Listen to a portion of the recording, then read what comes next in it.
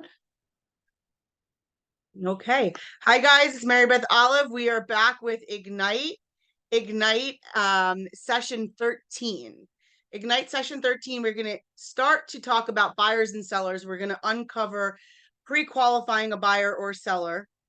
And it may seem pretty simple. It may seem like I'm not going to use that. At the end of the day, it is simple. There are questions that you need to ask. There's real conversation that you need to get into with a seller or a buyer so that you are positioned properly as the real estate professional to actually get the job done. No sense in getting hired for a job that they're not going to give you the right tools to go do. And I want us to really, really own that, because sometimes we go and take the job and we didn't even ask what tools we were given. We're like, oh, we're resourceful, we'll figure it out. And at the end of the day, there is a right way to do a needs analysis on a seller and a buyer to understand what you're up against and what you're going to have to do to, get to the closing table. It may not all be very clear when you're, having that consultation or these questions. You have a lead that has come to fruition to talk about potentially setting an appointment with you. And it may not be clear that these questions are going to lead to bigger conversations, but they will. They absolutely will. And I also want to start this session in just remembering that a lot of agents do not get conversations like this. They don't have course materials like this. It's more of like an experiential learning experience, right? So in this sense, we're talking about some things that can happen. And if you're like, oh, I can't believe that, or I don't know if I'd be able to use that. Yep, you will. So just bear with me, okay? We're going to dive into, we're in Ignite session 13. And qualify potential sellers and buyers. And as we just saw, we've gone through the pillars, right? So we have 3 different pillars that we're finishing up this 3rd pillar of the business, which is lead follow-up, right? Lead follow-up. Even if this buyer or seller doesn't need to do anything for a year, 2 years, 5 years, if you can get into a conversation like we're going to have today, that's going to position you so much better to have a better relationship with them all through the time that they don't need you individually, so they can refer you to other people. So as we said, the first pillar was understanding our job, who we are, our value proposition, what our real job is. The second pillar was finding the business, going out and finding the business and putting it into your database and staying in touch with people, putting them on systems, finding leads at open houses, finding leads on social media, finding more leads. The third pillar, which is what we're finishing up with, is now that we have the leads, how do we stay following up with them? And I want to encourage you that in strengthening the relationships, asking great questions, it may be the next step that you need to go back into your pipeline and ask some buyers and sellers some of these questions to kind of re-engage them in your business, in your database. Once again, I wanted to just encourage you. We do have the YouTube channel that has the playlist of Ignite 2023 if you want to go back and watch any of the sessions. And we also do have an Ignite Google Drive that I set up for you that has some of our tools there as well. But when we get to this qualifying potential buyers and sellers, I really am going to encourage you that if you take a look back at your pipeline of buyers, which some of us may go, well, I don't really have a pipeline of buyers. Have you done open houses this year? Have people said, oh, my friend might need to buy? Even if they were leads that maybe you didn't follow up with the way you were supposed to. There are a lot of people that never bought that said they were going to buy this year, whether interest rates knocked them down or the reality sunk in about what the payment was going to be, or there wasn't anything on the market in July at all. Like everything was gone the day it got listed. Or now I just went out to show houses and I'm literally sticking the key in the door and the agent is calling me, telling me, I just want to let you know that we're signing an offer right now. And I'm like, okay, thanks. Awesome. Now I want all of you to know how my response went with that. That's awesome. You guys haven't even gone into attorney review yet, right? Nope. Okay, awesome. So I'm going to show this house. If she loves the house, I will write a very aggressive offer so that your seller can look at a final offer to see if they want to, maybe shake it up a bit. I wasn't even going to give her the opportunity to tell me that she's not accepting any more offers. She called highest and best at 12 o'clock today, and my offer is too late. Guys, they will tell you that. But the truth is, if that deal is not in and out of attorney review, you still have the opportunity to go write an offer on that property. And I just had a closing on Thursday, and that is how we got the offer accepted. Because even though highest and best and okay, great, we went above and beyond. We came back with a second offer. And so this lady here today didn't really like that I told her that I'll let her know if we're going to write up an offer. She really wanted to tell me it's over, it's done. And she was like, okay, all right, thanks, bye. So please be aggressive and assertive with your clients. There are not a lot of homes on the market. And if your client seems to think that that home is right for them, if it is not out of attorney review, I say write the offer and send it to the attorney if you have to. If they're in attorney review, that's the only person who can kill the deal and move forward with another deal is the attorney. So yes, while it's nice, we want to send it to the agent and the broker and all of that, we also want to stop the press and say, listen, Mrs. Agent, you don't want to ruffle the feathers? Just send me the attorney information and I'll just send it right over to the attorney. Okay, so just like real life stuff that happens, I want to make sure that you guys, hear how to handle it, because otherwise, what I do hear is agents say, well, they called highest and best. It was 12 o'clock. So my buyer didn't get to see it. Or my buyer got to saw it, but they got to see it, but they didn't get to put their offer in by 12 o'clock. Like, okay, it didn't get out of review yet. Write the offer. Call me if you need some guidance on that for sure. Okay. So when we look at this last pillar about building that relation, staying in touch with people, this is a forever thing. What did we say? How often are people going to buy a home? Like 7 to 10 years. So once you close on that property with this client, are you done with them? They had a great experience with you. They can give you amazing referrals. And you just drop them?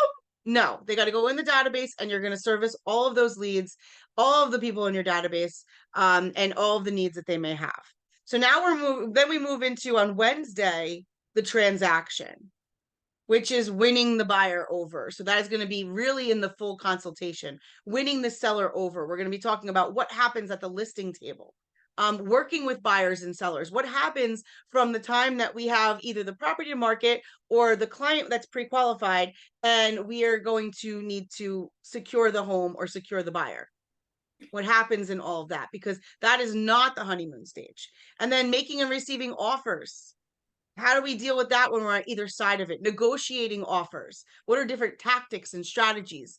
Alexandra said, yeah, they wanted us to drop this and drop that and no home inspect. And yeah, that's really uncomfortable. We still need to protect our buyers and sellers. So what are some things that we could do in negotiating that will not leave our clients completely exposed?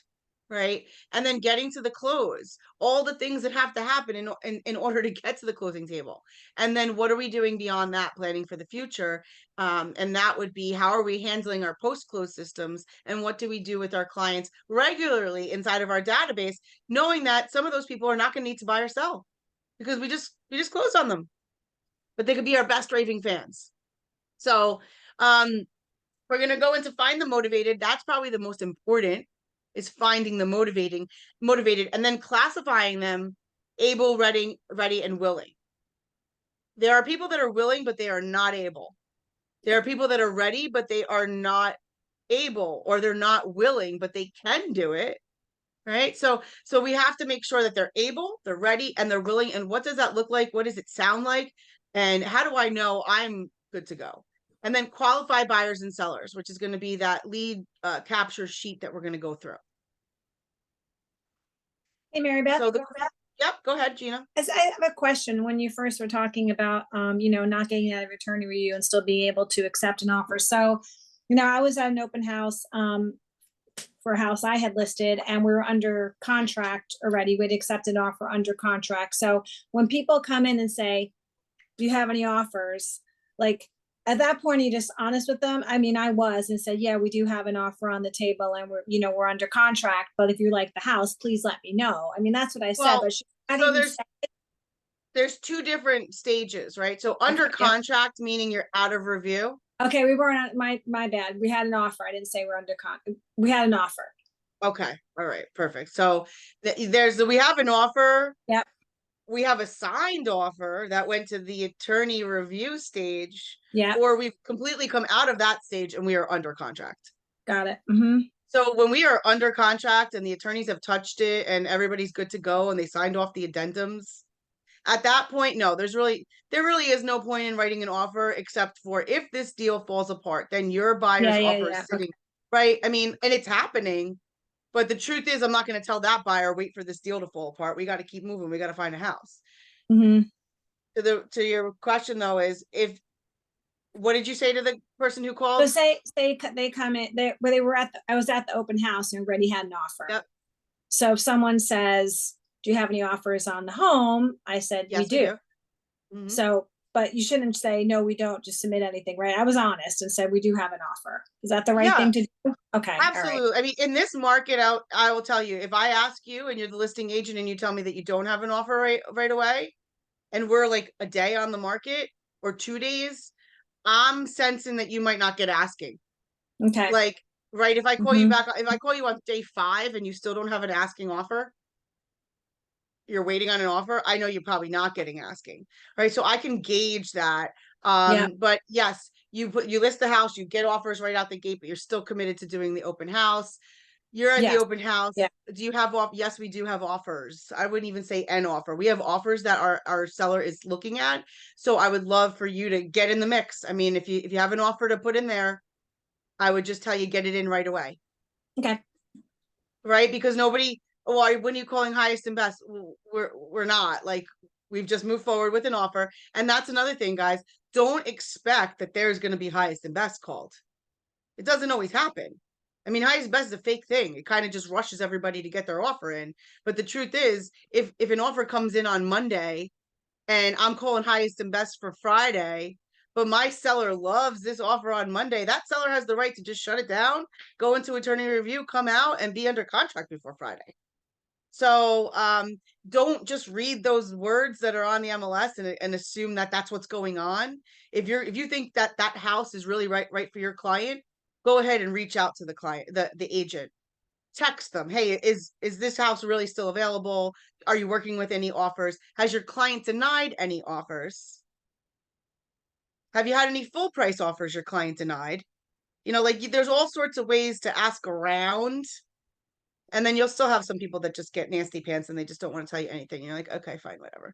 I don't care. Um, all right. So in this, it says your number one job as a real estate agent is to find ways to get in the path of motivated buyers and sellers. So you have a lot of number one jobs here. We have to get a relationship with people. We have to find them. We have to stay in touch with them. We have to service all the leads that come our way.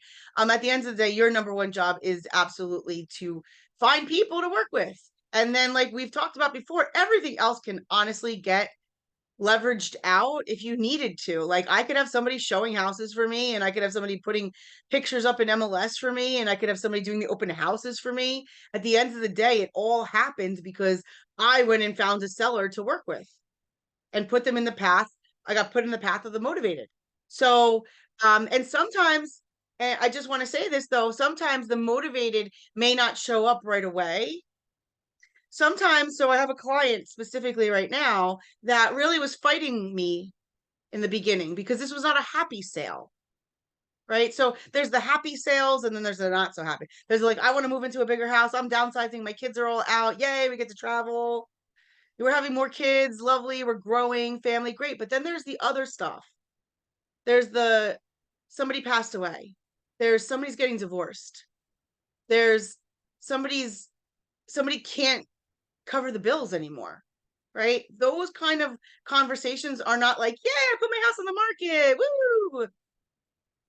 It's also not like, okay, you're going to have to get over this and you're going to have to go buy something now. So you have to leave what you like and go buy something less. Like who wants to deliver that message, right? So it doesn't, for us it may make sense. Well, like clearly they can't afford this and they got to go into something that they can afford. But we do this for a living. We look at this as a living. They live in their home and they're like, this is my home. I don't want to. So I'm going to be frank. It took me about 2 months to get this person's mind wrapped around the fact that they had to sell, even though it was a negative, but it was a negative future if we didn't. We're looking for a positive future. If we stay on this, walk the plank, and you tell a buyer or seller, like, let's walk this out a little bit. What if we stay on this path? What if we stay in this house for too long? What if we miss the market? What if the market does go down and you can't get that price that you thought you were going to get? Like all sorts of, what if that happens? Is it happy? Is it sad? Okay, let's not let that happen. Let's go in the other direction. So it took a little while, and that had to do a lot with relationship and meeting the client where they were. So even when you ask these questions and you go through a seller questionnaire, buyer questionnaire, you're gonna get surface answers, right? Like, what size are you? 8, no, really 10, no, really 12. Okay. Like, you're gonna get a surface answer, the answer that they think that you want them to hear. So this one here says, what beliefs do you guys have about finding buyers and sellers? Like, where do you believe your buyers and sellers are going to come from? And what statistics about buyers and sellers have stood out to you? Like, what do you guys know about buyers and sellers? And we did go over some stats in the beginning sessions, but what do you guys know about sellers and buyers? Talk to me. Who are they?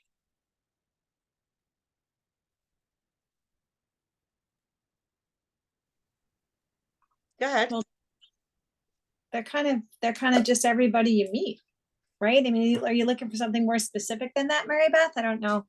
Well, I am a little bit in that they are everybody you meet, right? But specifically, like I just mentioned a few, somebody's getting divorced, right? Yeah, my So neighbor just listing the house with someone else. Anyway, go ahead. damn it. Well, so wait, hold on, Gina. You know about this. Do I know about this? Now I know about this, but I don't know where you live, so you don't have to tell anybody else. You know where you live, and you know that house is going to go on the market. When is it going to go on the market? November 1st. Oh my Lord. Yeah. Okay. Yeah. So I just want to give you something. You need to get with your movement mortgage person and get all the phone numbers for around your neighborhood if you haven't got that already. You need to think about taking this extra 7 days that you have to market to whatever neighbors might be interested in knowing that your neighbor is going to be listing their home. And you need to give them that information. Like, listen, hey, Mrs. 2 houses to the left. I just wanted to let you know that I'm a real estate agent, right, Gina? Hey, I just want to let you know, Mrs. House to the right, that house is going to be on the market. Now, you don't need to tell everybody's business. It's just that I heard that house is going to be on the market. Do you know anybody that's looking to move into the neighborhood? Not do you need to sell your house, but do you know anybody that's looking to move into the neighborhood? Because that house is going on the market, and they're going to go, oh my gosh, I don't know, but how much is it going to go on for? And you're going to say, I'll give you a call when it lists, because the seller's not sure just yet. You don't even have to say that it's not going to be your listing. Just not sure yet, because the seller we're not sure where the seller is going to come on yet. But would you like me to give you a call back when she comes to that solution, when she comes to that realization of what it's going to be? Great. Now you can, before that other realtor who is probably not going to network in the neighborhood the way you would, or as comfortably, I would go ahead and take that coming soon as a little gift. Even though you're not going to get the listing, you go find that buyer or get the next listing that's coming on in that neighborhood. Okay. Okay. Got it. Okay. So as we move into the question of the buyers and sellers and who are they, it's just, to Gina's point, everybody, right? Everybody needs to live somewhere. So are they a buyer? Are they a seller? Are they a renter? Are they a potential future buyer? Are they, everybody's a potential future seller. We're all going to leave this earth at some point, right? So even if we say we're never leaving this house, well, the house is going to sell at some point. So every single property is going to turn over at some point in some way. We need to get ourselves in that path of the motivated.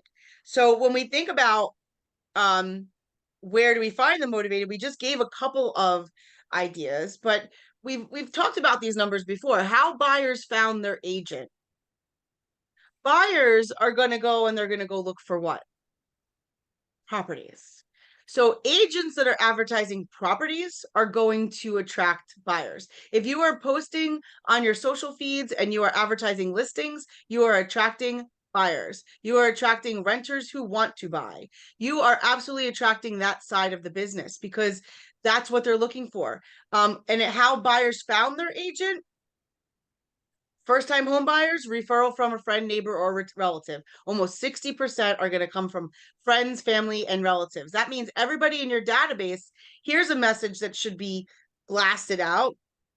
I love working with first-time home buyers.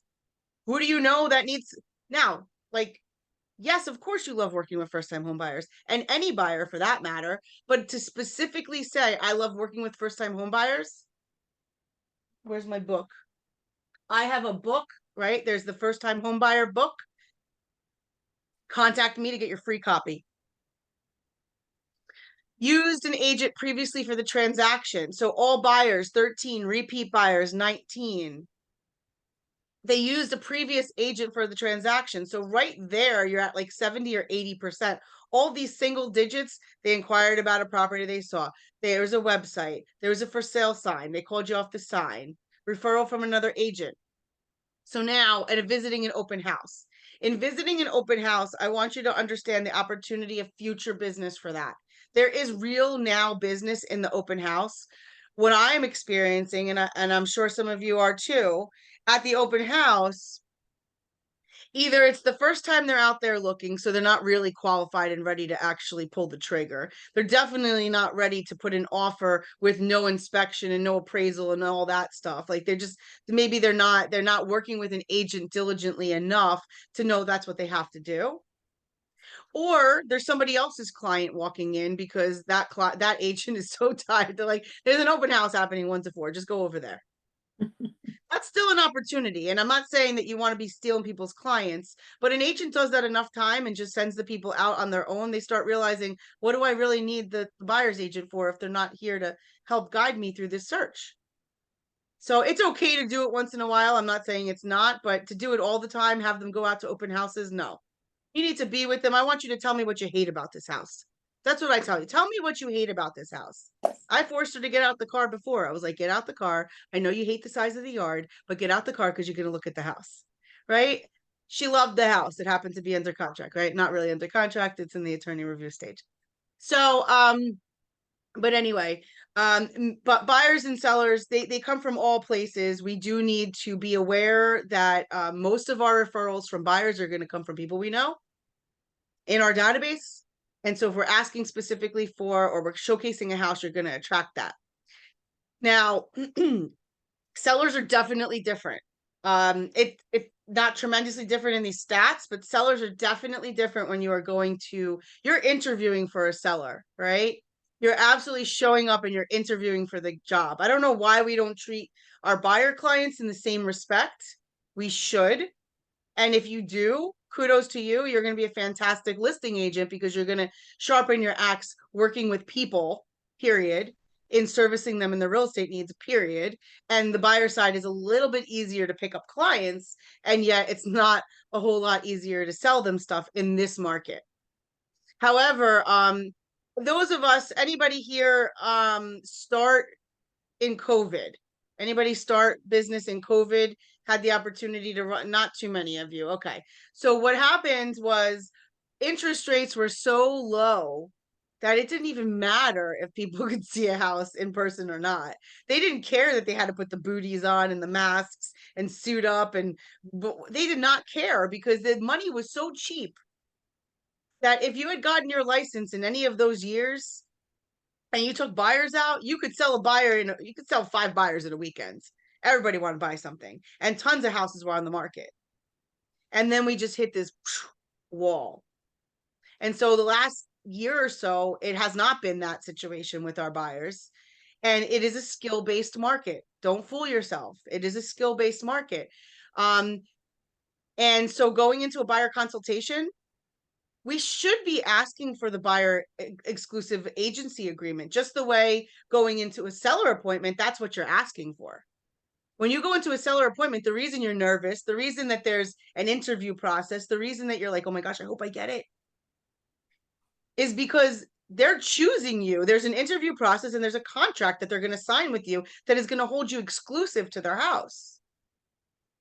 Why don't we do that with a buyer? Why are we so willing to go run around with a buyer? And I want us to look at this differently. Why don't we look at the buyer and we say, you deserve to have an exclusive agent. You deserve it. And I'm going to present this exclusive contract to you because you deserve to know that I'm going to work for you.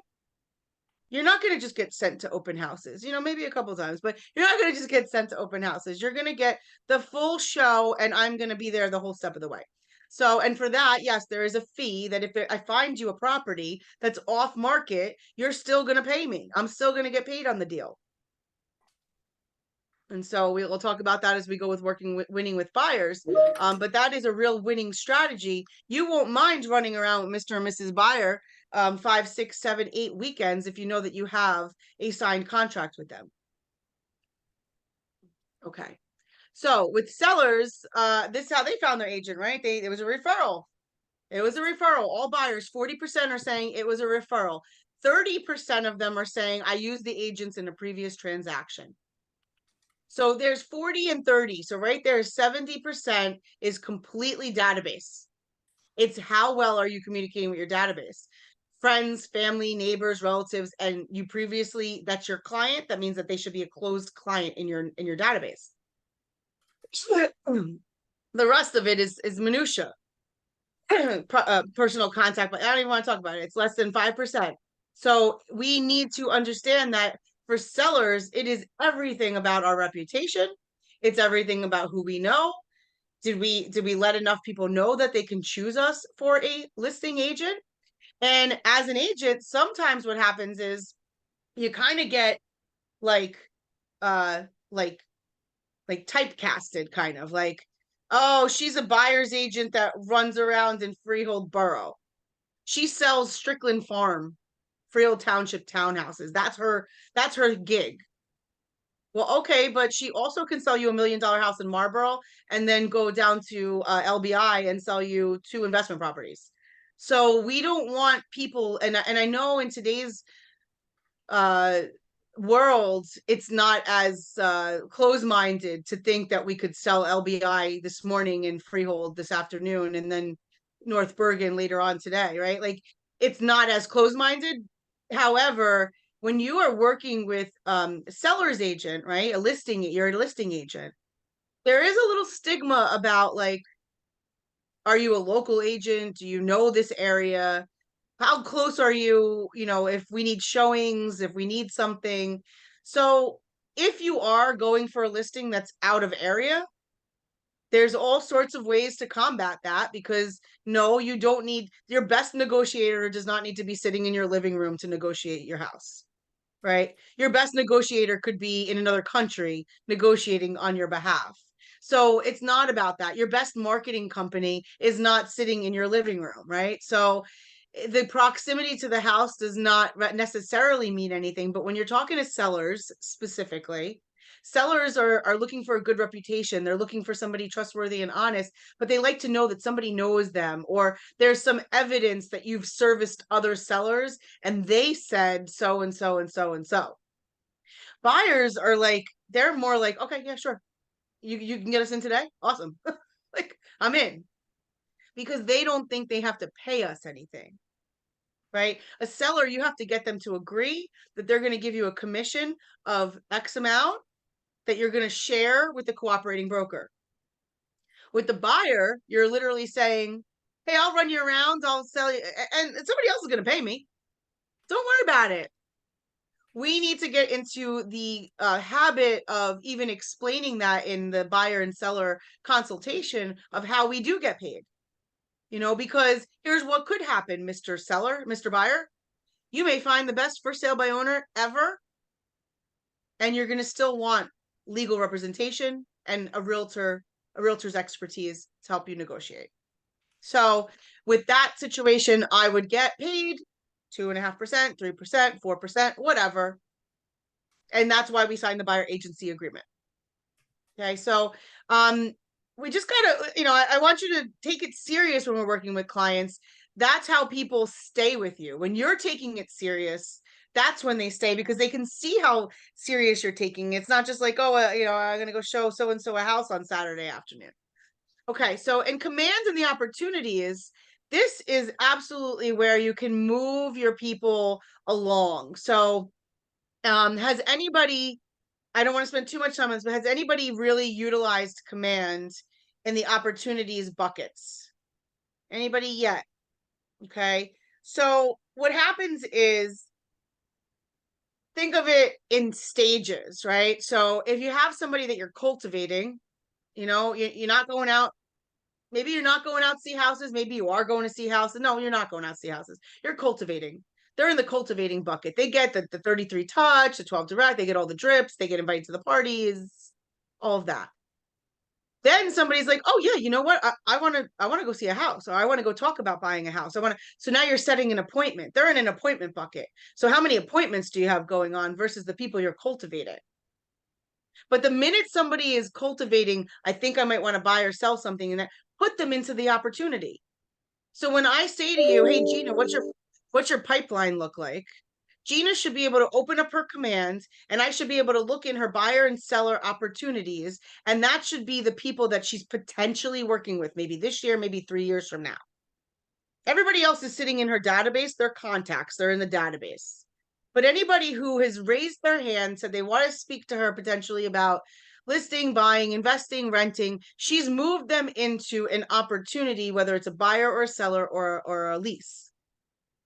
And they will sit there in the cultivate bucket, so that when I say to you guys, hey, go shopping in your pipeline, you guys, we need to drum up some business, go shopping in your pipeline. If you had been doing this from the beginning of the year, every single buyer that came through your open houses would have been sitting in an opportunity cultivate stage. Okay, so imagine you open up your commands, and in your contacts, in your opportunities, you see in the cultivate stage 47 people. And you're like, those are the 47 people that I met all year long. And I haven't been able to move any of them to appointment. Now you have a real visual of 47 people sitting there that you didn't move any of them over to appointment. And it becomes almost like a game, right? Now I'm going to go to the 47. I'm going to go, Hamisi, go shopping in your pipeline. Go call those 47 buyers. See if you can't breathe life into 5 of them. And then you get now 5 fresh new contacts right from your pipeline, because they were put in an opportunity. So opportunities can really help you keep people top of mind, because other than that, I'm used to throwing them on a whiteboard, and I'm literally looking at them right now. There's sellers and buyers, and they're right on my whiteboard that's in front of me. That's not going to be leverage when that board fills up and there's 20 sellers and 20 potential buyers, and they're all going to do it in the next 1 year to 5 years. But if you go into commands and you look in opportunities and they're all there, well, don't go looking at the 1,000 people in your database. Let's focus on the 50 people that are sitting in your pipeline. Like, you've got them a step closer to making money from them. And so that is how you would really utilize commands in the pipeline, and using opportunities. And for that, I would definitely encourage you to take some of the classes on commands. There's also what's called a 66-day challenge. There is a full YouTube 66-day challenge series by Marty Miller, and then there's this other guy that does it. But the 66-day challenge actually walks you through command and all of the benefits that it has for you as an agent and for your clients. Keep you organized.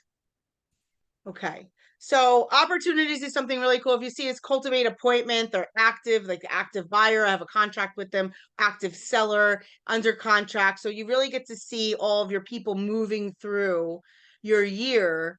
And then, like I said, if you look at that cultivate, you're like, man, there's a lot of people in there. All right, so ahas on buyers and sellers, finding the motivated and where they are. Anybody have a burning desire they want to share? Okay, we're going to roll into classify by able, ready, and willing. So, Gina, you're unmuted. Would you mind reading this for me, please? No, of course not. Focus becomes increasingly possible in direct proportion to how clear you are about what you want, when you want it, and what you must do to get it. That's right.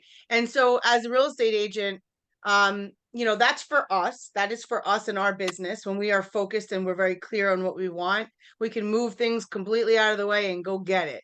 If we're a little jumbled, I'm not sure what I should be doing. What am I going for? You're going for seller appointments. Just you're looking for listing appointments always, right? But you're also looking for connections to put people in your database and to keep it building, right?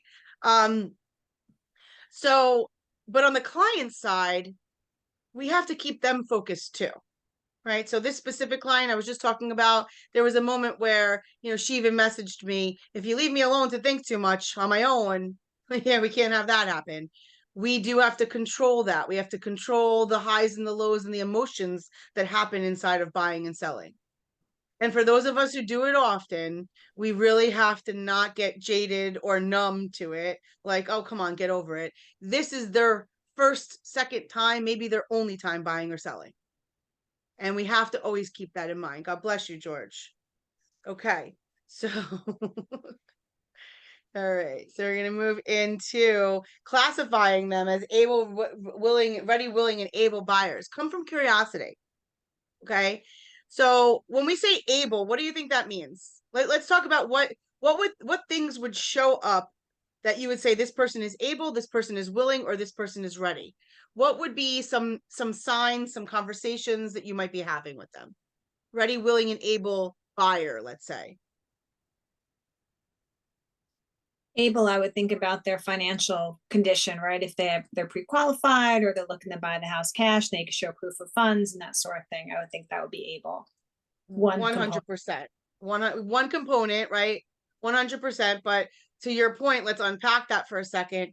It is, are they qualified to obtain a loan, or do they have the funds in the bank to show proof of funds and the assets if they're going to do cash?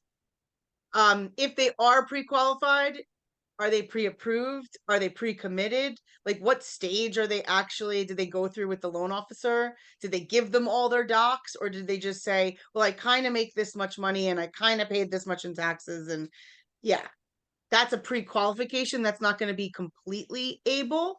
And you also have people that are able when it comes to, they got pre-approved and yet they're spending some money. They got pre-approved 3 months ago. They went and bought a new car. They went and bought this and that, and they're spending the liquid cash, even though financially with the income and their credit score, like they're good to go to get approved for 400, but they don't have the cash anymore to put the down payment. So all of that is able, like Gina said, all of that is able. They are able, financially able. Able also might just mean that they physically are able to do it, right? They really, they can do it. They're not sick. Like sometimes people are sick and it's like they're putting it on hold for a little while. Well, they're not able, right? Okay, what about ready and willing? What about willing? Where do we see that as a buyer? Are they willing? Are they ready? What things might be showing up that we find that they're not really ready, or they are ready? Phoebe? Well, I mean, if they have price point in mind and you've already taken them out and then this great house comes on the market and you want to go see it and they're like, well, they put it off and they're not not too motivated. I don't think they're that willing. Well, I think you hit both of them. Are they ready? Are they really ready, or are they saying they're ready? Right? You know, people that say they're really ready to go out and date again, right after a bad relationship or a widow, widow said, I'm ready. Are you really ready? And then the opportunity arises and they don't go. Right? That's what you're saying. So they're showing you that they're not really ready. So then I would really need to uncover, and that's a good point. The house came on the market. It's the thing that you've been looking for. Yay, I'm excited. Saturday, 10 o'clock, right? And they're like, we have a party to go to. Like, what? What do you mean? So I would want to unpack that a bit. Talk to me a bit about, Phoebe. I thought that this house would fit everything that everything you asked for. Is there something that I'm missing? And she's, no, we just, we said to go to this party. So then I might have to say, like, what's holding you back? What's holding you back from going to look at, oh, it's the party. Okay, fine. Next week it happens again. It's the party again. I got to go to the soccer game again. I have to say to BB, I got to talk to you about your timeline. Let's check in on that. Let's remember that houses come on the market and they only stay on the market for a couple of days if they're really great houses and they're priced well.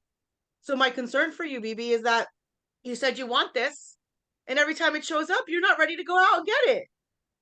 I know you're able. I don't know if you're ready, right? And willing, I don't know. I mean, willing, I think, comes in when you have somebody who is a high S behavior, and that means that they're a stable, loyal, great team person, but they're very comfortable in their home. And the other person in the home is the one that's convinced them they need to sell it. And they are just so difficult to work with. Like, are they really willing to do this? Or are they kind of pacifying? I've been through this, right? They're pacifying the partner. They're going to go through the motions. Please don't waste my time. I don't need to go put a sign in your yard just for you to call me on Monday to tell me to come take it down. Right? Or up the price because we're getting too many viewings. Like, we're not doing that. So and that would be another sign, BB, right? Of they want me to up the price now. Like, we didn't even like this sounds like they're getting a little cold feet. Are they really willing to do this? Now, in the situation that I have where somebody has to downsize because of a negative situation and move into something smaller that they don't want to, there's a lot of emotions around that. Like, there's crying, there's like praying, there's there's get in my car, I'm going to take you to this one house, but there's a lot of emotions around that some days I know that we're going out just to get those emotions out so that she will be willing and ready because she is able when the time comes. Right? Because the worst thing that happens is somebody's qualified and the bull comes by and they don't grab by the horns and that house goes. And now we're waiting for the next house. Or the seller who comes on with you and they get the right offer right out the gate and they go, oh, that happened so fast. They weren't ready. And guess what? If that person is not ready and they're a seller and they come on the market and they go through the whole show, what does everybody else think about that house when you see it still sitting there on day 35 and it went in and out of contract already? Right? Something's what's wrong with it? I think that might have been what Hamisi said. What's wrong with it? What's going on with that property? It's tainted now. So, Mr. Seller, you don't want that to happen. So if you're not ready, I suggest we not do this until you're ready. Take away the cookies. You know what? You can't play like a 4-year-old. Oh, you can't sing like that. You can't reach that. Oh yeah, I can. I could do it. I could do it. Right. So we are going to have to play some games like that with our sellers and buyers if we know that what they've said to us is the right thing for them and we're there to influence them. And so we're never manipulating anybody, but you are there to influence people to do the right thing, the thing that they raised their hand for and chose you to help them. And you have to remind them sometimes, listen, you chose me, I chose you. You wanted to get this done, we're getting it done. What's standing in the way? Let's understand what it is. Is it because now, here's the best, right? You got the people that are totally ready. Oh, they're ready. And they may have the finances coming in. Like, they may have cash business where they got the money. No problem. They're ready. They're willing, but they cannot get qualified for a loan. And they cannot borrow money. And their credit score is so horrible that nobody's lending them money. And if we go to Hard Money Guy, it's 15%. So they are not able. Like, I see a lot more of that than the other side of people saying, I'd love to do it. I'd want to do it. I'm not able to do it right now. So our job for those people inside of our database, when we discover that, is to help them get ready. Oh, that's awesome. Don't worry, George. I talk to people like 4, 5, 6 years out before they're able to do something. But let's get you on the right track. In 1 year, you can get your credit score from 500 to 800. Let's go. Right? In 1 year, if you make these adjustments, you can save $12,000. Let's go. And then we can get you the thing. And then take it 3 years out, boom, you got $36,000 sitting there. Right? So you might have to walk the plank with people and explain to them, able, not now, ready and willing. Awesome. But when we get all three, that's the secret sauce. Right? So, all right. So now with ready, willing and able, you know. Oh, and then one other thing I wanted to say about that is, oh, sorry, hold on a second. You also have people, and I think this comes into the willing part. You ever meet somebody that is like, oh my gosh, they would be amazing at this, and then they're not really gonna go do it though. Like they're, if they would do it, they would be amazing at that. And they're like, no, no, no, I'm not doing that, right? Or I had a guy once and he was a team leader and he had the perfect zebra stripes for a team leader. He had the perfect makeup. What he did in his career was just so on point to consult agents, to grow an office, to be you know, on top of the market.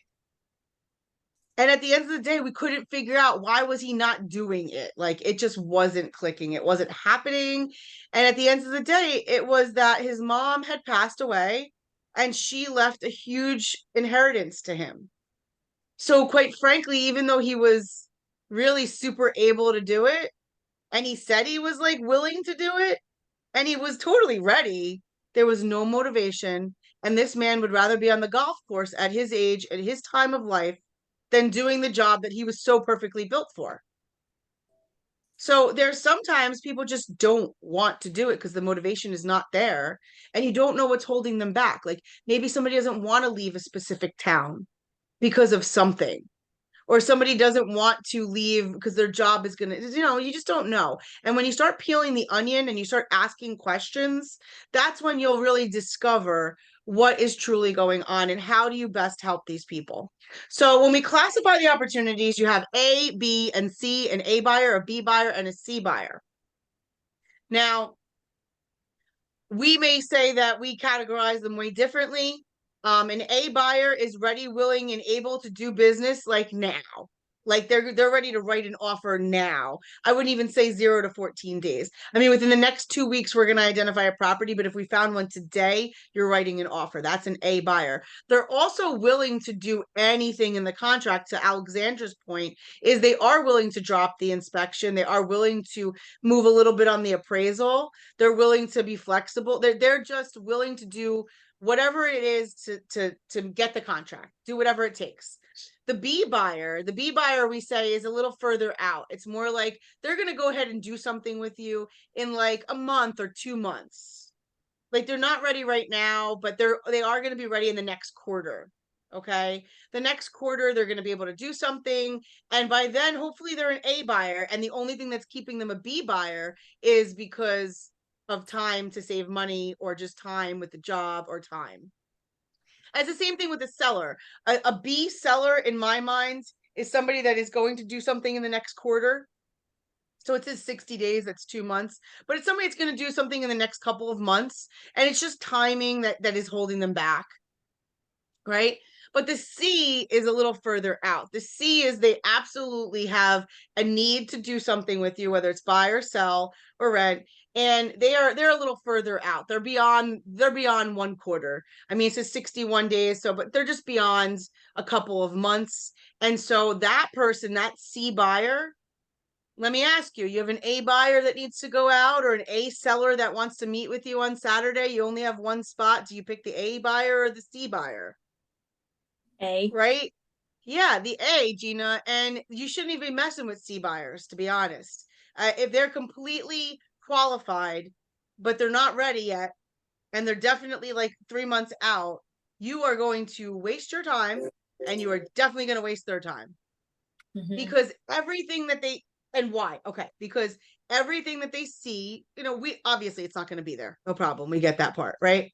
But the truth is, they're going to get conditioned for this is the price for that. This is the price for that. Oh, okay. I saw a lot of people show up at this house and then it sold for this. Oh, that's why that they're going to start to get educated if you start taking them out and seeing houses. Now, the problem is in 3 months, I have no idea what the market's going to be. So in 3 months from now, I don't want them to be conditioned in this market. And then they go in 3 months from now and it's totally different.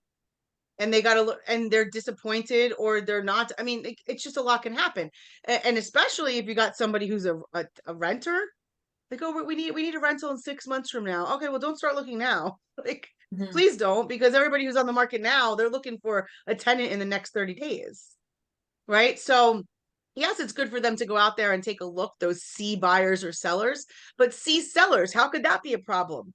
If they, well, and here's what I would say with a C seller. I'd rather you meet with a C seller any day than a C buyer.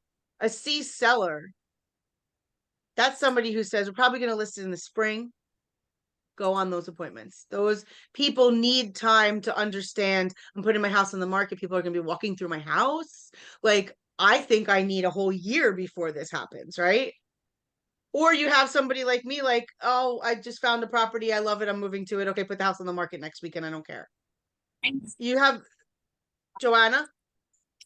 I was just gonna say, you're talking about C sellers, and you say you go meet with them anyway. Do you do the full-on presentation at that time, or is it just more about meeting them, seeing the house, and giving them an evaluation? What would you do?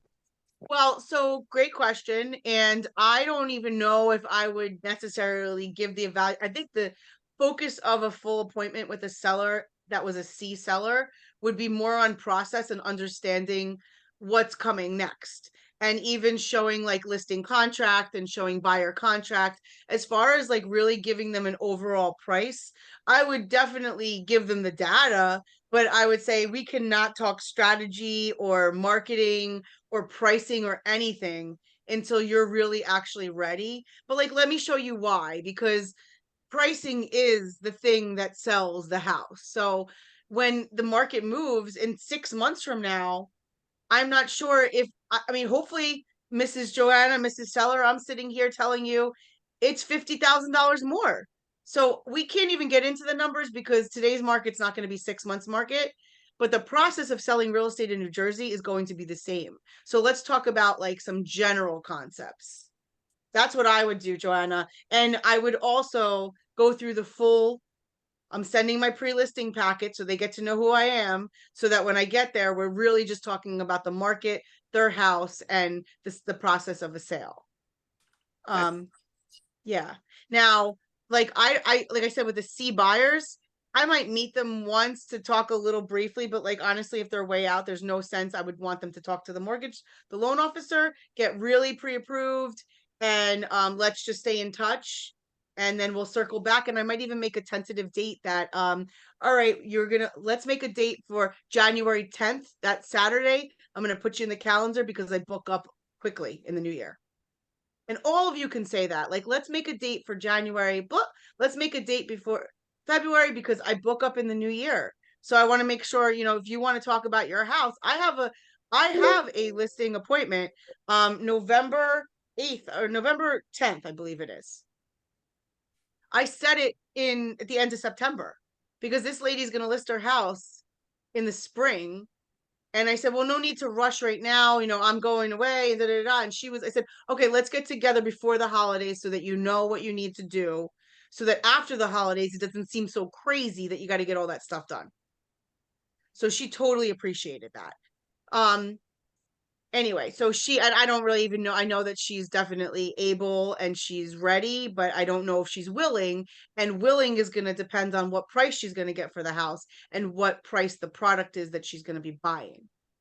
Right. So that whole party is just like, oh, way too fun when you have a buyer who is a seller. Good times. Because it's really fun when they're negotiating on their home that they want the best price and they want to make everybody go above asking and drop everything. But then when it's them at the table that has to write the offer that doesn't look so cute on them, they're like, wait, hold on, why do I have to do this? Yeah. So all right. So ahas on A, B's, C buyers. Any ahas on that? Okay. And I would just share with you, make up your own rules. Keep in that guideline, but make up your own rules that like if you call this an A buyer, that's what you always call an A buyer. So that when you see that there's a buyer that's an A, you're like, oh, I know what that looks like to me. Now I could be talking, BB could be my partner, and I could be like, BB, let's pull all the A buyers. Well, we should probably be on the same page as to what is an A buyer. But if we're individual agents, my A buyers don't have to look like our A buyers.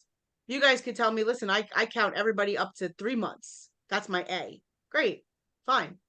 but just know that I want you spending time with A's and B's and not so much C's until C's move to B's, move to A's. Okay. All right. All right, let's roll into qualifying buyers and sellers. Okay. Follow a checklist. There's a document for it. There's absolutely a document for it. If you have your student manuals, the student manual is it's on page 190, page 13.6. It's like 196 inside the manual, about midway in the manual. We are going to go out of the qualified buyers, the buyer lead sheet, and inside Ignite Toolkit, you have the buyer lead sheet and the seller lead sheet that you can actually customize. That's going to be something that I follow up with you, but this here is the buyer lead sheet, and this here is the seller pre-seller questionnaire. Okay. So when we say that it is a document, it is a document. Best practice, you print those things out and you have them on your desk. And when you're talking to a seller, because when I'm talking to sellers and buyers, I got to get up, I got to pace around. My energy has to be up. If you're sitting and you can't get that energy up, then it's going to sound like this. It's going to sound like I really don't want to meet you, you know? So we want to get that energy up, and it is a document, and you're going to follow that checklist. And you're going to abide by fair housing, right? Because people say some funny stuff when you are talking with them, real funny stuff. So you need to know how to answer in a professional way that just shuts it down. Okay. Because at the end of the day, and here's what I love to say, listen, Mr. Seller, at the end of the day, the money at the table, it's green, and you're out of here. So let's just all be nice and let's treat everybody equally. Okay. Right. Like that's it. We're not talking about any of that. And I had one seller that had to walk away from the table. He would not stop talking the way he was talking. And I was like, I am not even doing this. I'm not letting anybody come through the house with me representing you. It's over. It was a $500,000 listing in Freehold Township, like, I don't know, 15 years ago. And I let him go because I really felt a lawsuit coming on if anybody that didn't look like him walked through his house. So please, yep. Thanks, BB. But you can say no to business. That will put you in a lawsuit if you got somebody that is a little rogue like that. And it's okay to let some people go too. You all have the ability to give somebody a withdrawal. You can conditionally withdraw their listing. You can unconditionally withdraw their listing, right? You have a seller who starts being disrespectful. They don't show the house. They're like, this guy is not ready, willing, or able, and he's not nice either. You go talk to your market center leadership and you ask them for a withdrawal, and you talk to whoever your broker manager is and you tell them what you're looking for and why. Maybe there's another agent for it, or maybe you just need to let them go. But I just want you to know that you don't have to stay in contracts with people that you don't like servicing or aren't treating you right. So, would somebody mind playing with me as I read through the questions of the buyer questionnaire first? Would somebody like to do that? Somebody, and I want you to play. I want you to answer the answers. I mean, like, answer me like you're a buyer. Anyway. I could do it. All right, thank you, Gina. I'm gonna need As long another. as I fail, I'll do it. As long as you what? As long as I can't fail, I'll do it. Can't fail. It's You're gonna great show on- up like you. All right, so here's how it's gonna sound, and I want you guys to just take it in a bit, because what we are gonna do is we're gonna go through the seller one next. But before we do that, I'm gonna ask that you guys go into a breakout and you share this with each other, and you try it on each other, one round and one round. So I'm gonna do it with Gina first, and I'm gonna say, hi, Gina. This is Mary Beth. Thank you so much for taking my call. How are you? Oh, I'm doing great, Mary Beth. How are you? I'm great. Awesome. I just wanted to get some information about you prior to us going out, and just so that we can get your search really set up properly. So do I have your email address correct at and is your street address Yep, that's right. Okay. And Sally and Johnny are still your kids, right? I haven't sold them yet. They're still my kids. Okay, just wanted to make sure. And your best home number is this, and your best cell number is this. Yep. Is that still right? Okay. Yep. And Gina, what's the best way to get in touch with you? Like during the day, what's the best way to get in touch? And then after, is there better texting, calling? What do you like? Yeah, my schedule is so unpredictable. So if you text me first, at least I'll know it's you, and then, and give you a time, and, I'll let you know. Perfect. Okay, so text first and then you'll give me a call back and we can actually talk. I love that. Yeah. That's great. Okay, and what times are best for you? Um, well, usually after 5 are best for me when I'm done with my work day. Okay, fair enough. All right, so just gonna put that down here. All right, and if you don't mind, I just want to ask you a couple questions, like 10 or 12 questions, if that's okay. Yeah, sure. Okay. All right, so has an agent taken you out or shown you any properties yet? No, not yet. You're the first one. Okay, perfect. And is anybody else buying the home with you? No, just me. Okay, great. And will there be anybody else like visiting in the home that we need multiple bedrooms, or we need like how many bedrooms might we need? 4 bedrooms would be perfect because I work from home, so I'd use one of those as a home office unless they have a separate home office. And I host all the holidays, so a big open area to entertain would be great. Okay, great. Awesome. So it sounds like it's a good time over at your house for the holidays. Yes, Uh usually. okay, so and how long have you been looking for a home? I just started just about 2 weeks ago. Okay. And I'm curious, why are you moving, Gina?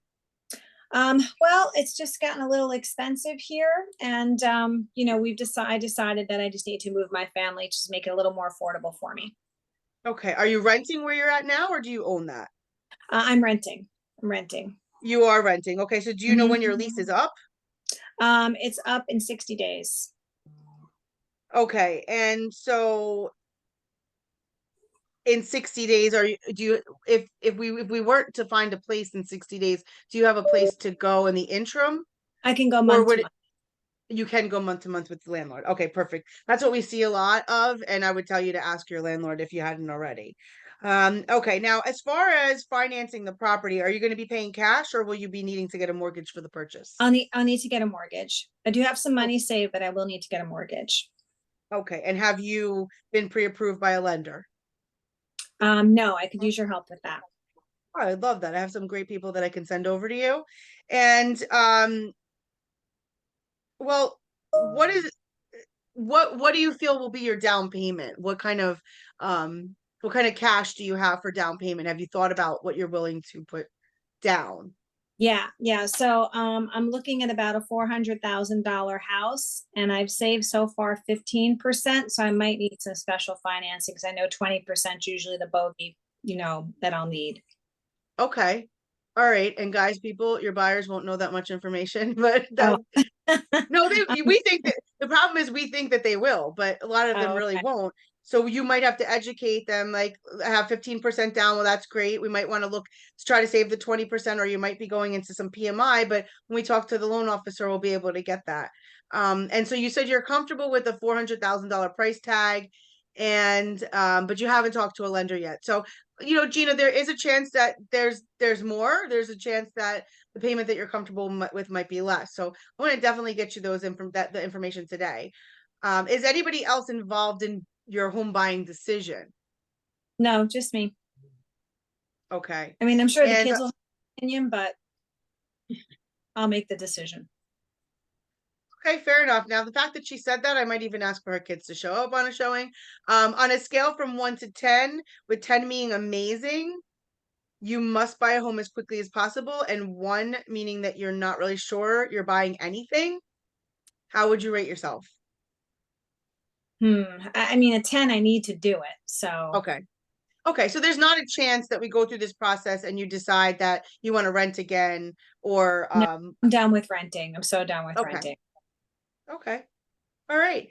When do you so you need to be in the new home by ideally 2 months, but you Yeah. have the opportunity for the month to month, and then that's great. Okay, so listen, I'd love to help you with you buying a home, and in order to help you find the perfect home, all we need to do is set an appointment. Okay. So can I help so I can help you get what you want in the time that you want? What's a better time for us to meet? Is Saturdays? You said after 5. Would it be a weekday after 5, or would it be Oh, I'm Saturday? flexible. What works best for you? I could be Okay. flexible. Yeah, so it'll be Saturday at 11 o'clock and I'll meet you at the office and we'll go over everything. Great, sounds good. Look forward to it. Okay. Thanks. Great. Now, you guys can tell me how many times you had a buyer lead and it went that extensive in questions. A lot of times we rush through, oh, great. Oh my gosh. Okay, what are you looking for? Okay, no problem. Listen, I'll meet you Saturday, or let me shoot you an email, but if we slow down and we say, I have a few questions I want to ask you, we can really get some information out.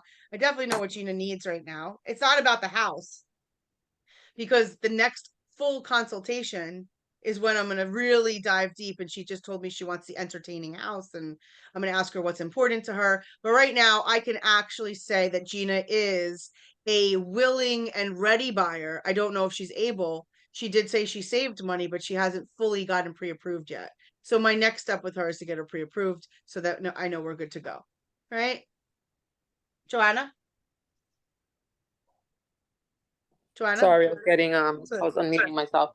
So for that consultation that you just did, I know you said, you know, do your own thing also with this being just a guideline. Do you ever, or do you suggest, I like to really like go over the process of submitting an offer, how it's done. I like to That- discuss highest and best and things like that they're gonna hear. Yes, but that to me, Joanna, that is in the buyer consultation. This here is, Joanna, I need you to talk to my girlfriend Susie. She's gonna buy something. I want to give you a lead. Okay, this is And- the pre-qualifying, my fault. Yes. Right? This is, yeah, this is just a pre-qualifying questionnaire. Want to get to know you, want to ask you some questions so that we could set the appointment and we can really uncover all of now, Joanna. So Joanna's point is, here's how it might look sometimes. I spoke to Gina. Gina tells me she did speak to a lender. She has a pre-approval for 400. She's got 15% to put down and she's ready to go. At that point, if I say, Gina, do you have a few more minutes? I mean, I'd love to go into like a full consultation with you if you have another like half hour or so. If she's like, yeah, good, awesome, let's do it. Or if I know somebody is limited with their time, I would let them know, hey, we're going to set up one time. It's going to probably be an hour and a half, and we're going to go over a lot of questions. Okay. And so to Joanna's point is, in that buyer consultation, we're going to discover motivation. We're going to discover what they need, but we're also going to discuss process and what's next steps and what to explain. Also, Joanna, once I would identify that this person was pre-qualified and that they're good to go, I may send them an email just introducing myself with a copy of a full contract and asking them to take a look at the disclosures in the contract, and that we'll be going over this in our buyer consultation that we have set for Saturday. Nice. So, like, sometimes we just give them too much, and by slowing it down, they start to see more value in us. Like every time they talk to us, it's like something more, something new. All right, so now what I want to do is I would love to does everybody have the manual up so that you can follow the questions? I do not. Okay. Let me, I do not. I do not. Okay, I'm just gonna go ahead and put it back in the chat like I did before. Where the heck is the chat? Here's the chat in my computer and Ignite manual.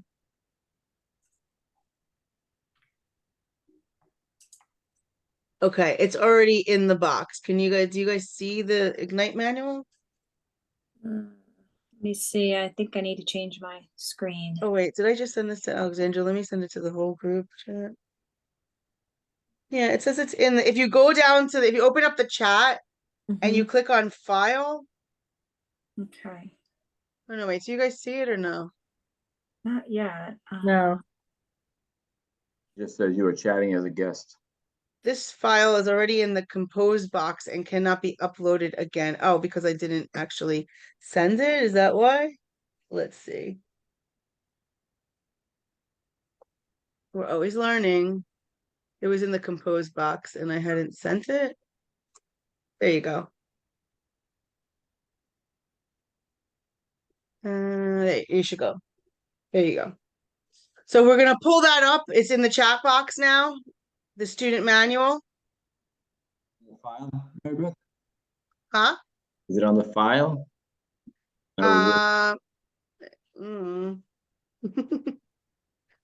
oh, It but is, it's actually, if you look in the thread, it should be what I just posted. It's, you click on that, it says Ignite Student Manual.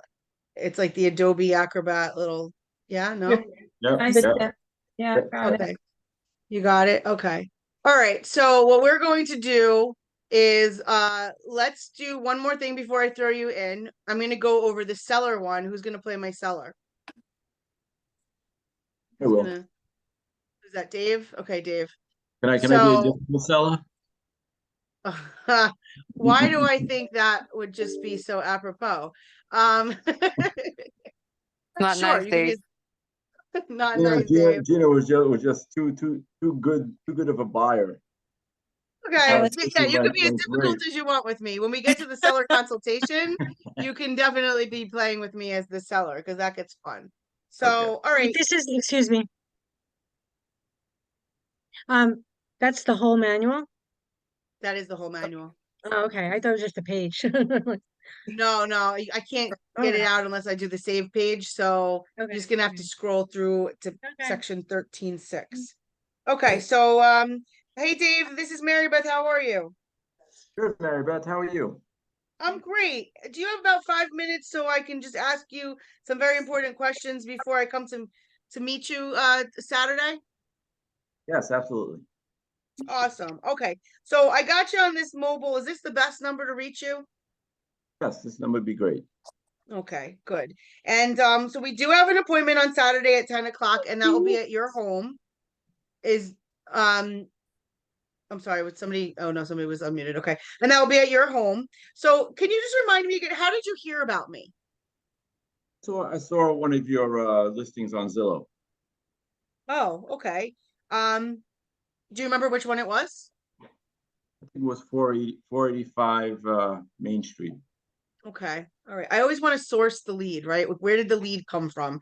All right, great. Dave, how did, I'm sorry. Where are you moving to? Monroe Township. Oh, Monroe. Nice. And what's motivating you to move to Monroe? I just need a smaller home. My home's a little bit too big for us now, so I just need a smaller home. Okay. When you say smaller home, what kind of square footage or bedrooms are you coming from and when you're looking to move to? Yeah, all we need now is a 2 or 3 bedroom, about 1,700 square feet. Okay. All right, fair enough. Have you considered any of the age restricted communities in Monroe? Yes, absolutely. Yeah, there's some really great stuff over there. And because they got lots of 2 bedrooms. But how soon do you want to be there? Oh, I would say within 3 months. Okay. Dave, if we sold the home in 30 days, would that pose a problem for you? Probably, yes. Okay. Ideally 3 months would be your timetable? Correct. Okay. Would it be okay if it took longer than 3 months? Yeah, I may have a little flexibility, but I don't want to have my house on the market forever. Okay. All right. Sounds like you definitely want to you want to get it done, but you don't need to get it done in, next 30 days. 3 months would be awesome. Okay, so Correct. what would happen if you didn't sell it, Dave? Well, I think it'd be hinged upon the sale of my home. I mean, I can't purchase another home without selling my home, but I do not want to carry 2 homes. Okay. So if you weren't able to sell the home and you weren't able to buy the home, how might that impact you? Well, it probably impact me by not purchasing a new home. Yeah. And But how much do you think you want to list your home for? well, I already did all my research. I know exactly what my home's worth. I'm sure you did, and I'd love to be able to get that number for you. So what do you think? What kind of Zillow and Truly are great sites. they are. They've done wonders for our industry. The Um, estimate is right on the numbers in every sale. Dave, I've seen where this estimate is spot on, and I have seen where it's not on at all. But a lot of those sites are taking a lot of averages and I'm sure your home is not the average home, and every home is so unique that I wouldn't just take it, even if it was my own website, I wouldn't take that number for You must be looking at the wrong listings, because every listing I see, it's spot on, and my home's worth at least $50,000 more than what I see. Okay. well, fair enough. So how much do you think you'd want to list the property for? 900,000. 900,000. Sounds good. Well, and look, sounds like price is important to you, and we'll definitely be talking about that when I come over on Saturday. And I'm sorry, why do you need to come over? well, we have an appointment on Saturday so that we can go over the listing process and just, Oh, I you know, thought the appointment was just a phone consultation. I don't need you to come over. I know my house work. okay, fair enough. But well, and are you interested in putting your home on the market to get it sold at the best price so that you can move to Monroe? Of course. Okay. So in actuality, your house might be even worth more than what you're saying. I just don't know because I haven't seen your house yet. All right, so we'll just price it higher then. Yeah, maybe, but I got to see your house, and I definitely don't like doing business over the phone or even over a Zoom. So, Dave, I'm gonna be in the neighborhood. I'm just gonna stop by Saturday, 10 Okay. o'clock. How about I just send you photos first? Send me photos of the house. You know, a picture does not even do any listing justice. And then, of course, I've seen some really bad photos. So I don't know which side of the spectrum you're on. You can go ahead and send me photos if you'd like. But I will be in the neighborhood. So, you know, I would love to stop by and see your home.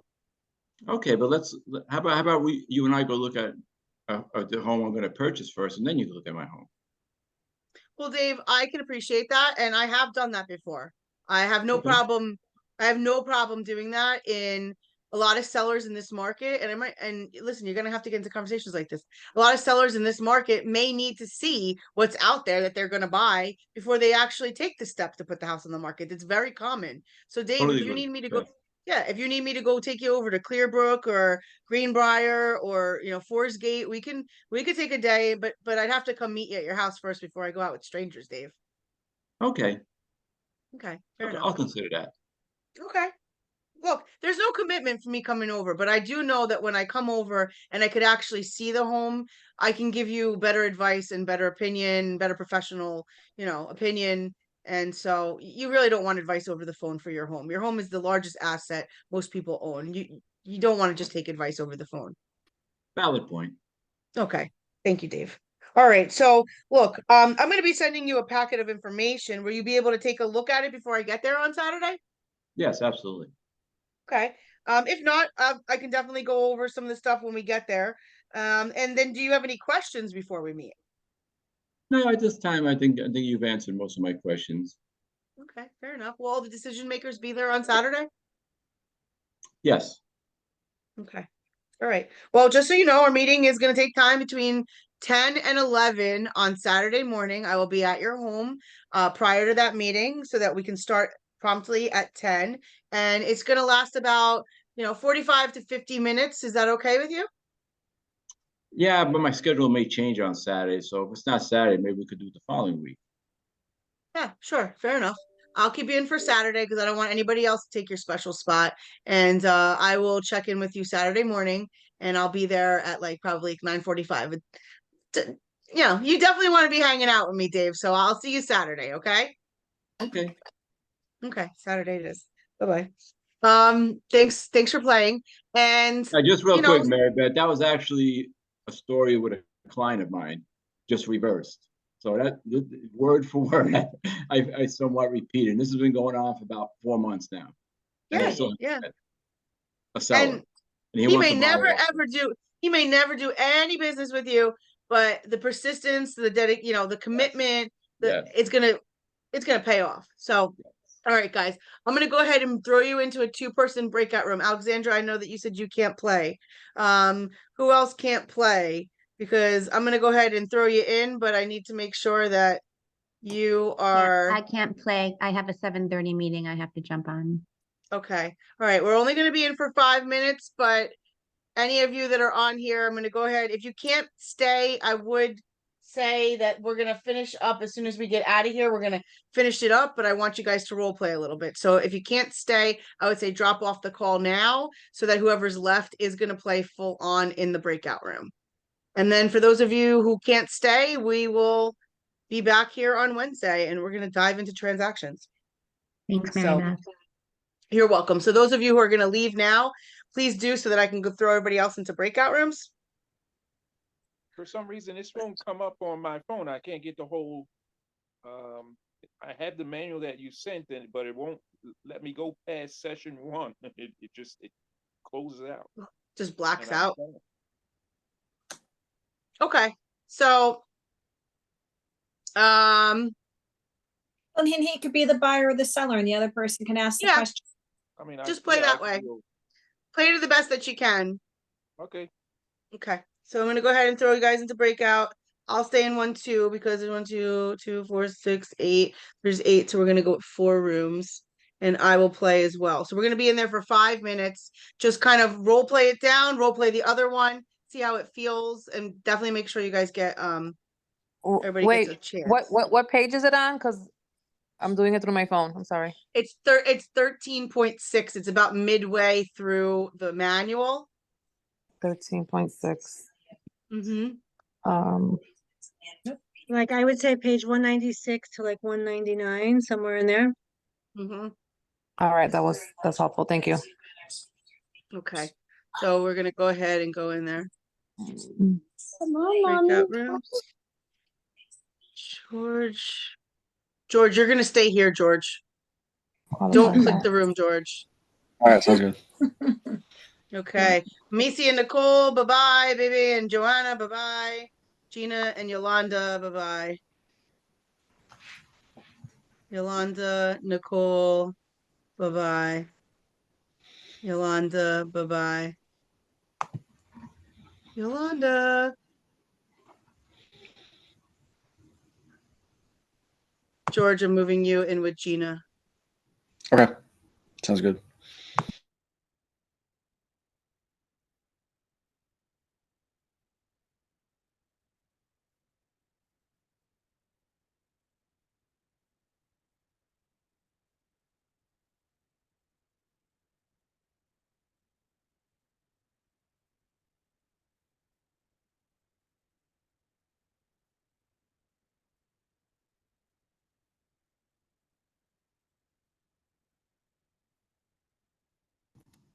I'm back. I guess Yolanda. Yes, I needed you to come back. So Yolanda, go in. So I pulled you back.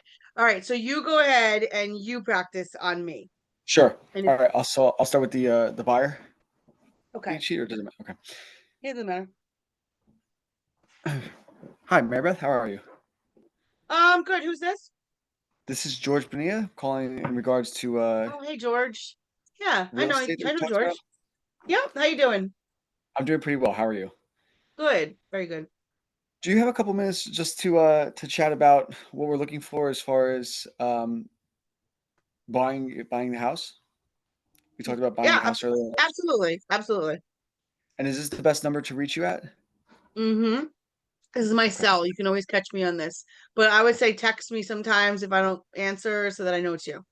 Gotcha. Yeah, I'm the same way. I like to get a text usually first, and then it makes it a little bit easier to find the timeline or easier because I'm always on the run. Yeah, good to know. Good to know. So I wanted to start by asking you, has any other agent taken you out to see any properties? We did go out with somebody about like 2 months ago, but that didn't work out because we had put an offer and the offer never came to fruition. We lost the offer and we just we didn't feel connected. And yeah, so we saw a few houses with that girl. Okay.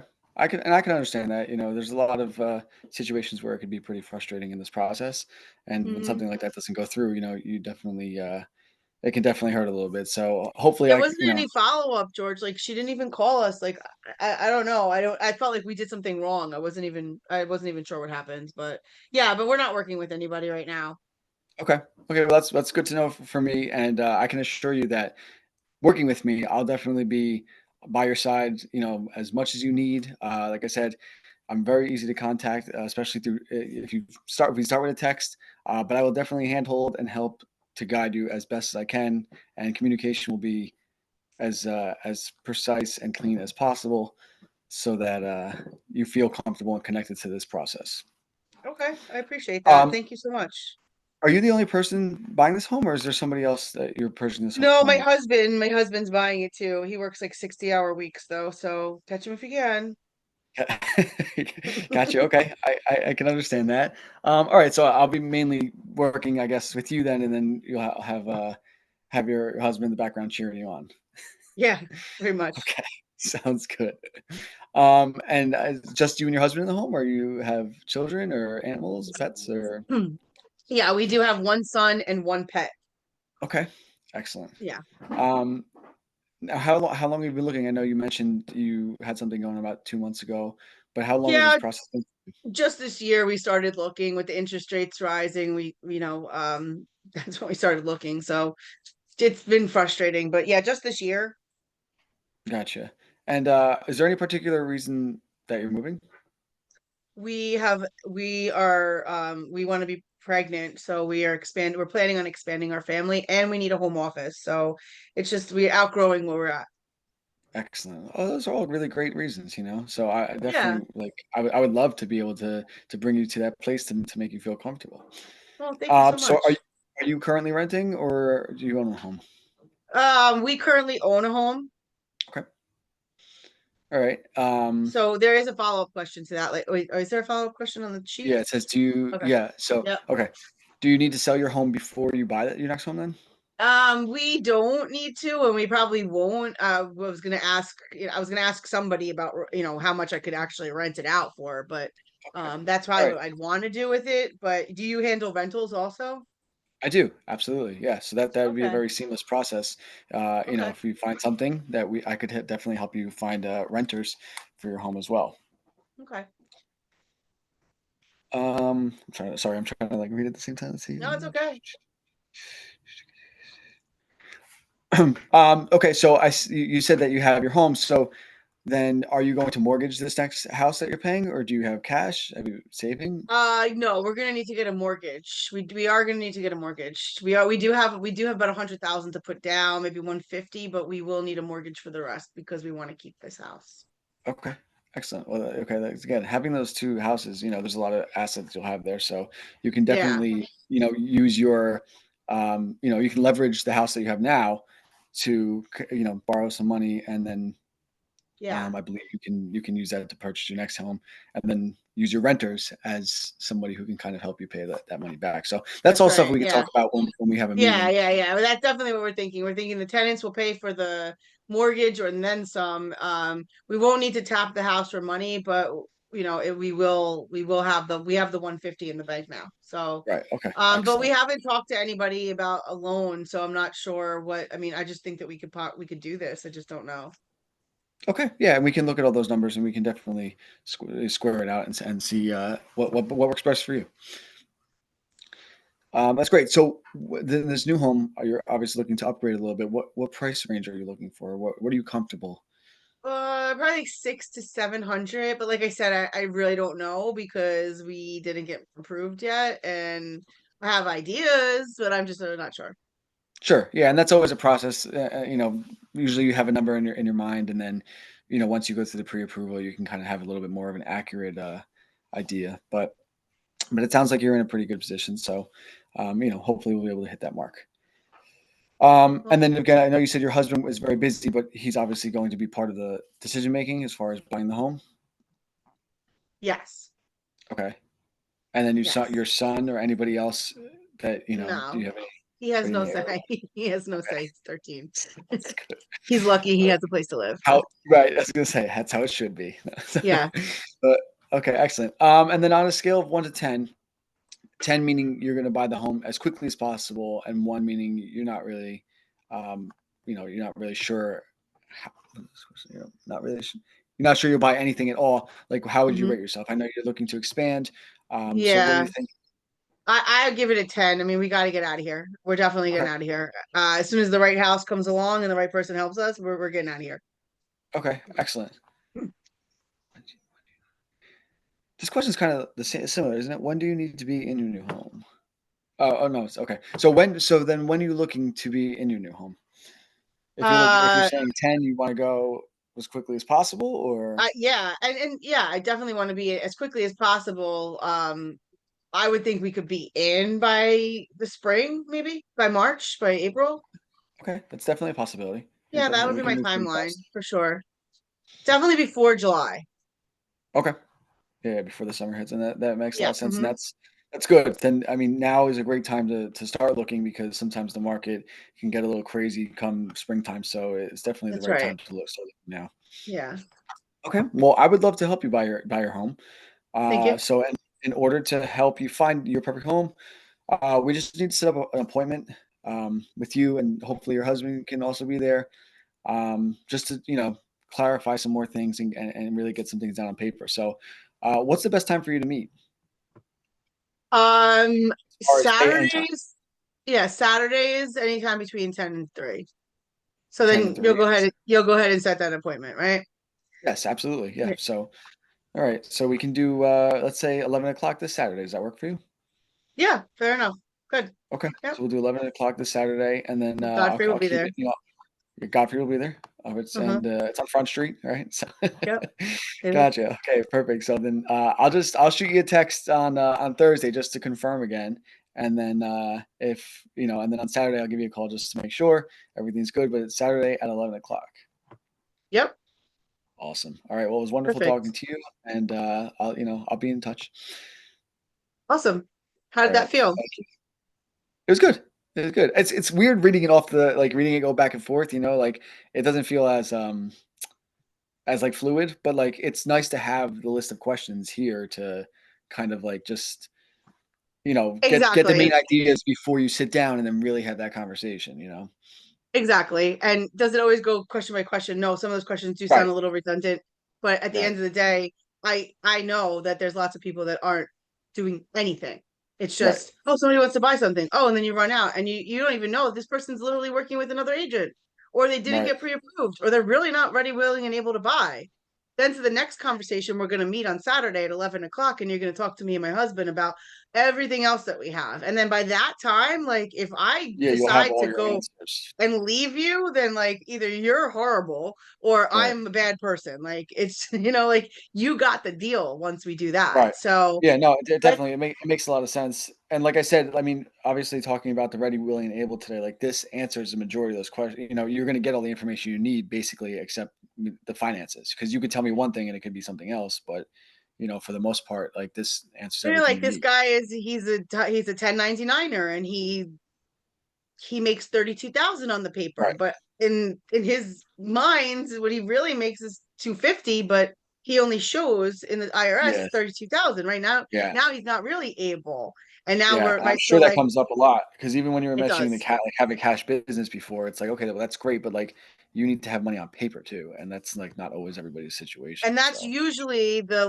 okey doke of like, I didn't know how to do that. Okay, well, you're 2 years out now because right. you need to get your 1099s and your W-2s looking the way you need to look to buy a house, not to save the most amount of money in your pocket because you're trying to keep the cash in your pocket. Yeah, of Like course. when you're trying to win in business, that's one thing. And then when you're trying to buy a house, you got to be, so if you're honest the whole time, you're not gonna have a problem. Yeah. Um, all right, so let's just shoot down the seller questionnaire real quick with me. Okay. Yep. Okay.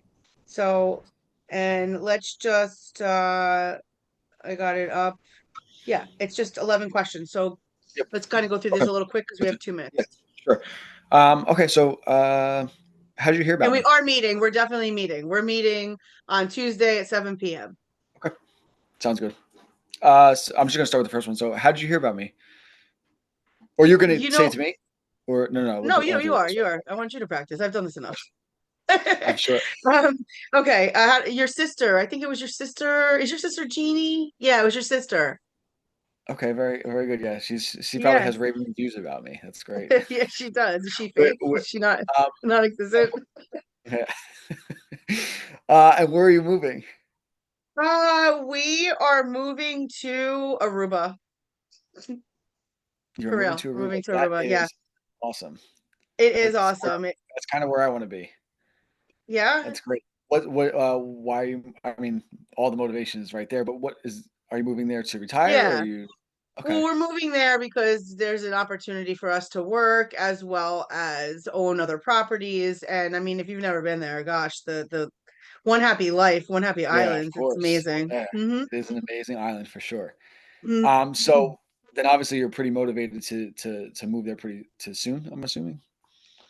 As soon as I can get there, right? We already have the house. So as soon as I can get there, we just need to sell this house. Right. So it obviously wouldn't be a problem if we sold it in the next 30 days then, right? No, it won't be a problem. If you can sell in the next 30 days, George, I'll make out with you and my husband will be okay with that. Fair enough. Okay. Um, so what does it look like if we can't sell your house in a certain time frame? Let's say the Well, next that would 60 be a days. problem because then we won't have the cash to be able to buy this other property that's out there that we want to buy. So it would really we have to sell this. Okay. We So need the we're cash. fast moving then. Okay. Yeah, we need it. Did you have an idea of how much you wanted to list your house for? I think my neighbor just actually listed their house for 468, so I'm thinking I really think it's like 455. Okay.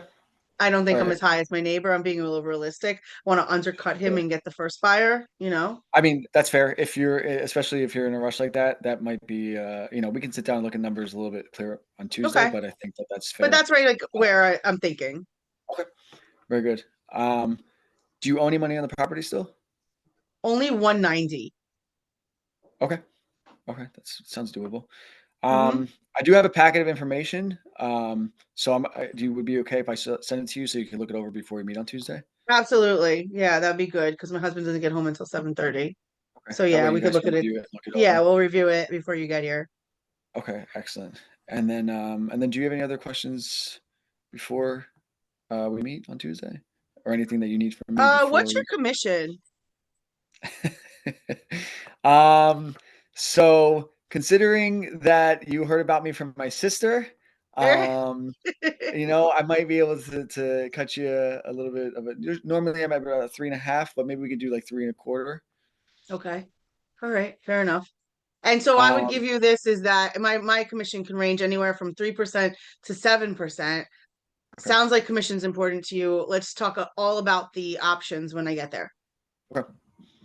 Because that might be Right? something Like, that I would also like have like in a would I put that in a packet like, or would you wait you more won't. You just like, say the commission's negotiable. You wouldn't put it in a packet. No. okay. But I wouldn't want to get pigeonholed into Oh, you like, said like 3.5 or something yeah, like, or you yeah, put this in gotcha. there or whatever. I would just say it ranges anywhere from 3% to 7%, and there's all different scenarios. So it sounds like commission is important to you Right. and netting the most money is important to you.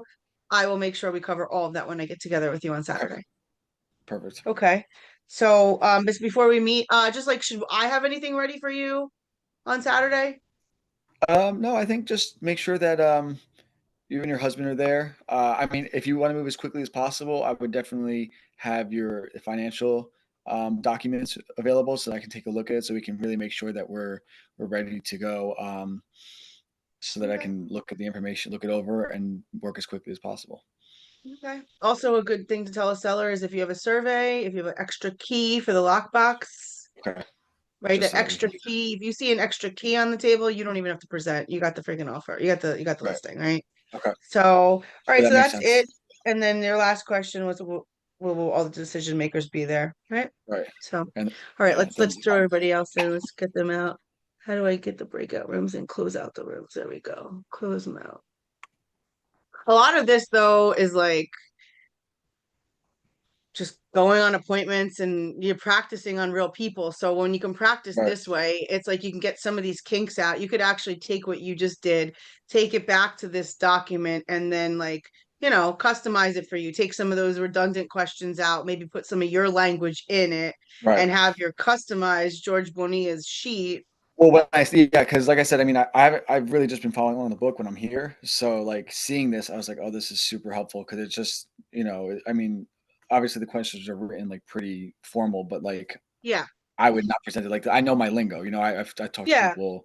I watched You you know, change it up a little bit and it sounded very George. So it right? was Yeah, fine. exactly. And I would much rather it come out like that. So Yeah, and if you think that there's a question that you would add, like maybe 1, 2, or 3 questions that you would also add to the group, like you might want to customize the sheet to include a couple other questions. right. That you found like, oh, when I get to the house, they don't have this, or that. I wish they did this or that. So Right. then you Yeah. ask Well, once you start questions doing it, it seems like, yeah, it would to be lead them. like when you asked me that question, I was like, oh, well, if I've done this before, then I probably would know. Like, I want, a key, or I want this, or like if you have this, it makes it easier for Yep, me. yep. So ahas, I know we're a little late, but I would just love to hear, how did those conversations go? George and I had the opportunity to have George go. I made George go twice, but okay, talk to me. It went fine. Yolanda gave me some good tips on if I was on both sides of the deal as representing the seller and the buyer. Buyer, great, Yeah. awesome. So I found us getting into dialogue where we could have, we were helping each other and giving some tips, and what George was saying a little bit was, now that this list of questions is here, like he might want to customize a few of them to maybe sound a little more like George, maybe take a few out. I said you could even add a few, but now you have a solid sheet that there's no question as to what do you do when a buyer wants to talk to you. It's just you whip out the sheet and you follow the freaking model, the system. Okay, what else? Everybody on here should have something to say. I'll call you out. Nicole, Hamisi, Joanna, Bebe. So I had my son undo, I'm driving home right now. So I'm like, get me in the group, get me in the group. So I'm not even sure the name of the person I was talking to, but we had a long conversation. Nicole. Who are you? I'm Hamisi. As soon as I asked his name, you brought us back Yeah. into the group. So I'm like, Wait, what so was wait, good. Hamisi, can you say your name the way I'm supposed to say it? It's Hamisi. You say it right. Oh, okay, Hamisi. Hamisi. Thank you. Yeah. Go ahead, Nicole. The fantastic thing was he has buyers and I have sellers. So I said, oh, good. Okay. He goes, I guess I'll be the buyer. And I'm like, that's great since you have buyers and I have sellers, right? Well, I have a seller, but he was negotiating with me, but what's happening right now is I can't keep up with all the phone calls and offers coming in right now. So he was trying to negotiate and make a deal. And I'm like, well, I have multiple offers. I don't know. There's nothing wrong with the house. So either you want Okay. it and make me a good offer. But Well, but and so were you playing a seller? Were you playing a for sale by owner? yes, yeah, I was Okay, fair playing the enough. seller and he was playing the buyer. So it was kind of funny. Awesome. It Okay. was All right. What Hamisi, how was that experience for you? it was good. I just kind of played off of an experience that I had in the past, and so it kind of worked out. Like I said, I have two buyers now that I'm working with, so it was and she has a seller, so we just kind of it was good. I enjoyed it. Good. And as I shared with George, it's great for us to go and practice on live people, but when you go mess up on live people, I mean, it's over. So to do this kind of stuff and have a partner, even role play it with yourself, ask the questions in the mirror while you're driving, ask the questions as if they flow off of your tongue. It's more professional, right? So what other ahas, comments could we have? Everybody's got to have one.